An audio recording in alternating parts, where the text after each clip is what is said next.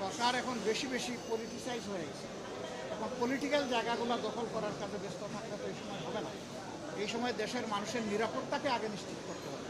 তো আমরা সরকারের প্রতি আহ্বান জানাবো, এখানে হলো 5 জন, তারপরে আরও কোন জায়গায় জানি, এটা বোধহয় ইয়েতে এই নোয়াগাঁয় হলো 4 জন, চিটাঙ্গেলে 3 জন, সব গোলাকাটা। এগুলা কি? এরা কারা?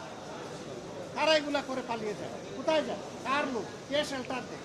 এগুলো অবশ্যই খুঁজে বের করতে হবে। এগুলো না হয়ে ফেসবুকে মানে যুদ্ধ চালাইলে তো হবে না। ফেসবুকের যুদ্ধ বাদ দিয়ে কালপিটদের বিরুদ্ধে এখন যুদ্ধে নামতে হবে, সেইটাই আমরা চাই। ধন্যবাদ ভাই আপনাদেরকে।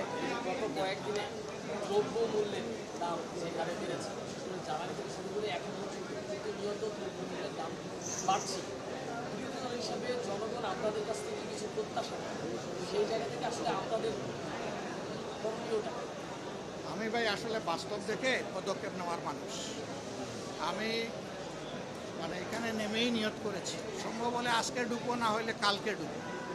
আমি যাব পাইকারি বাজারে, আমি যাব খুচরা বাজারে, আমি যাব যেখান থেকে মালগুলো আসে, এটা 200 মাইল দূরে হলে ওখানেও যাব। ওখানে উৎপাদনস্থলে এটার দাম কত, এখানে আসার পরে পাইকারি মার্কেটে কত, তারপরে খুচরা মার্কেটে কত, এই 3টা যাচাই করার পরে আমরা আমাদের ভূমিকা নেব। আমরা চুপ থাকবো। বাংলাদেশের চুক্তি নিয়ে বেশ কথা হচ্ছে, এটা বাংলাদেশের কোনটার সাথে? যুক্তরাষ্ট্রের সাথে। জি জি। বাংলাদেশের ইন্টেরিয়ামের গভর্নমেন্টের সময় যে চুক্তিটা হয়েছে, সেই চুক্তি নিয়ে দেশের মানুষ অনেক দিন ধরে কথা বলছে এবং তারা শঙ্কিত। এই বিষয়টা নিয়ে দেখেন, এইটাই একমাত্র চুক্তি না, আরও বহু অসম চুক্তি আছে।